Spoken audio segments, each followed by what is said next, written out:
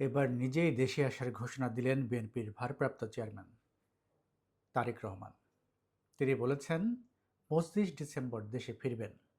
এতদিন অনেক ধরনের জল্পনা কল্পনা ছিল তিনি দেশে ফিরবেন না। নানা ধরনের শঙ্কা, নানা ধরনের আহ, রাজনৈতিক সমীকরণ, আন্তর্জাতিক ষড়যন্ত্র, নানান বিষয় নিয়ে আলোচনা হচ্ছিল। নেতাকর্মীদের মধ্যেও এক ধরনের শঙ্কা তৈরি হয়েছিল নেতৃত্ব দেওয়ার জায়গাটি। একেবারেই অনেকে হতাশা ব্যক্ত করেছিলেন যে কি হবে যদি বিএনপির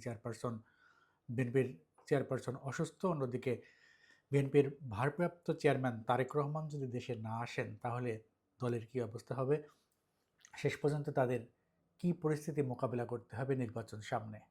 এই অবস্থার প্রেক্ষিতে মহান বিজয় দিবস উপলক্ষে লন্ডনে একটি অনুষ্ঠানে তিনি আর কোনো দিকে না যেয়ে তিনি সরাসরি নিজের মুখ থেকেই বলেছেন 25 ডিসেম্বর তিনি দেশে ফিরবেন।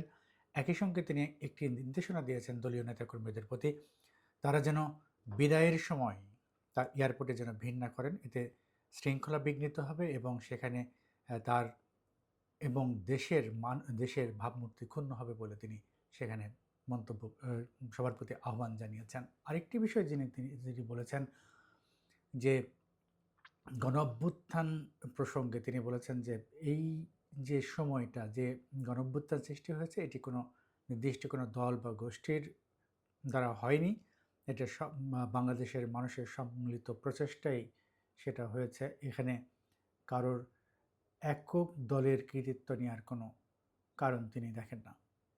তিনি একই সঙ্গে বলেছেন দেশের বিরুদ্ধে এখনও ষড়যন্ত্র অব্যাহত আছে। 1971 সালে যারা ষড়যন্ত্র করেছিল, 75 সালের নভেম্বর, 1981 সাল, 1996 সাল এবং পরবর্তী সময়ে যারা ষড়যন্ত্রে লিপ্ত ছিল তারা আজও দেশের বিরুদ্ধে ষড়যন্ত্রে লিপ্ত। এই বিষয়টি তিনি সবাইকে আবারও স্মরণ করে দিয়েছেন।